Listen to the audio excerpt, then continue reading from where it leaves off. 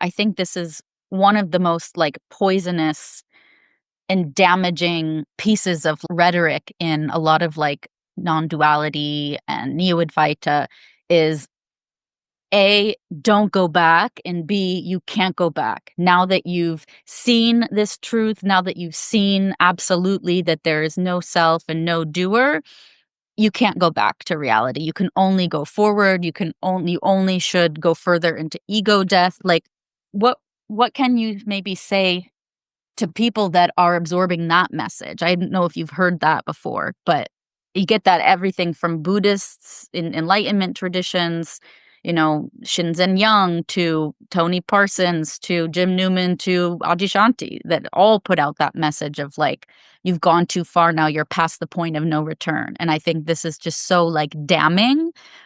It sends a lot of people into like total crisis and like madness. And it's just so fatalist and I feel not true. So curious, maybe you could help people cut through that.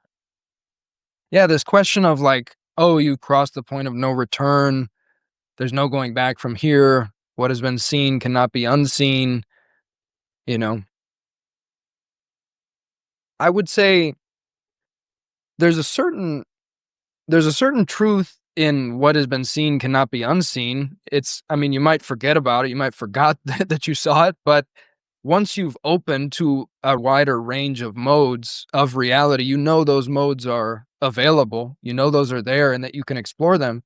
But I would just say to people that it's absolutely not true that you're ever boxed in and just, you've crossed the point of no return and therefore you are confined to this narrow subset of modes for the rest of your days and there's no way you can access the modes that you were in before. It's just for me it doesn't show up that way. Maybe if you have that belief, I think that's a very strange dogma that is pretty old in the Enlightenment traditions, and I think it kind of has an aura of specialness about it. Like so many of these dogmas, it has this aura of like, oh, you'll know when you got there because it will be the point of no return and it'll just be, so clear and you'll never want to go back. And Mm. it's just like no, that if you believe that, you can experience it that way. It's a valid mode you can experience, but the way it's shown up for me is just again that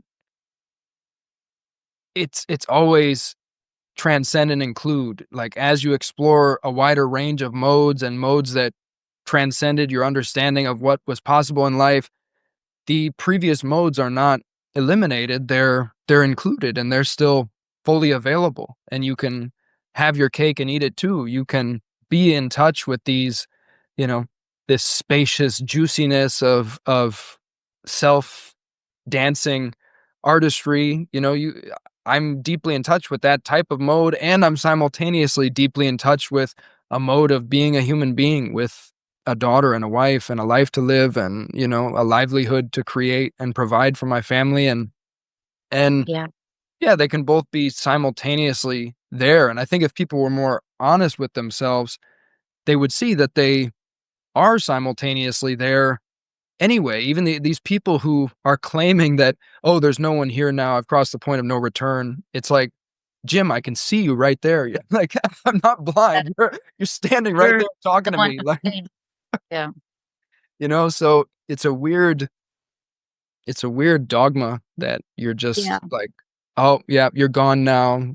Like gone, thrice gone, never to return. So different things like this. It's just like, okay, if you believed that and that was your mythology, you could probably experience it that way. That's not my experience. So I can say that Not my strongly. experience. People. I wanted to read a quote of yours where you said, uh, you wrote like, it's completely okay if you don't dig this mode, if you don't vibe with that. It's completely okay and doesn't make you any less awake or spiritual. And I think that's such like a warm-hearted and freeing and validating message to give.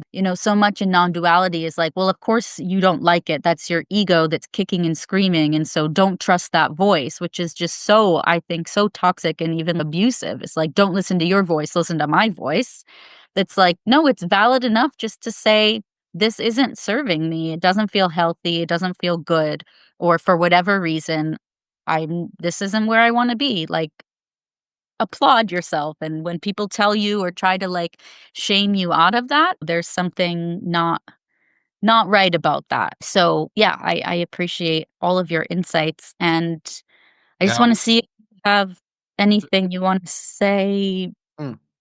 Yeah, I was just gonna add to that and say that spirituality is intensely personal. It's about you and your relationship with reality and your relationship with your own experience, and I feel like mature spirituality is really about realizing that no external actor is gonna be able to tell you your way to relate to reality, you know? You increasingly discover that, "No, I know what feels good for me and what feels right for me and what feels heartwarming for me," and that doesn't I can still be open to feedback, and I can be open to signals and wisdom from other sources, and yet you come to a point where you increasingly trust your own heart, you trust your own resonance, and you just know, like, "Okay, something is off about this. This isn't fully resonating," or like, "Yes, this is full body resonance, and I'm gonna keep going this direction." So, yeah, I would encourage people to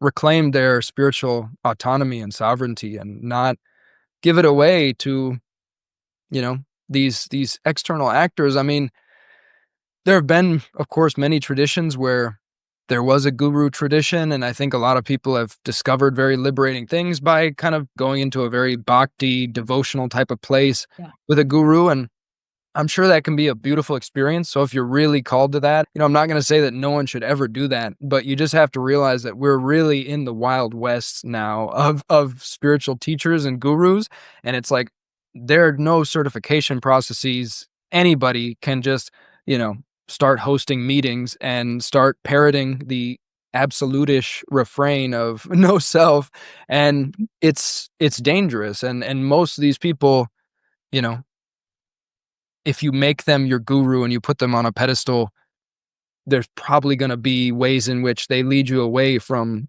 your heart's deepest truth and knowing. So, Yeah. personally, yeah, I would tell people to never forfeit your own heart's deepest truth and knowing, even if you go into a deep kind of devotional bhakti type mode with a certain personage or something, or Yeah. pay attention to your spidey sense. I That's great, and that leads me to something else I wanted to say because I thought a lot about the whole, like, you know, guru or no guru, teacher or no teacher, and I feel like it's okay to have teachers, and we often, gain a lot from other people's guidance and places that they might bring us to, but to be very cognizant of the qualities of that teacher. So I would say for sure, like if there's teachers that are telling you things like you have to keep going or you can't go back and you're going back to ignorance or whatever, that like that's a red flag that that teacher is not respecting your knowledge, your path, like you said, your heart and your soul. So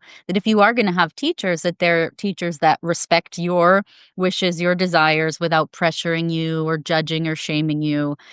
Other things that I think about that are important is like will admit when they're wrong and have humility and probably like we're saying, like somebody who does respect that their viewpoint is not the absolute be all end all. And, that if it's not serving somebody, then their investment should not be in like trapping someone into their viewpoint. So just to be careful that you get involved with healthy, respectful individuals that, like you said, like value your sovereignty over them preaching to you what you have to do.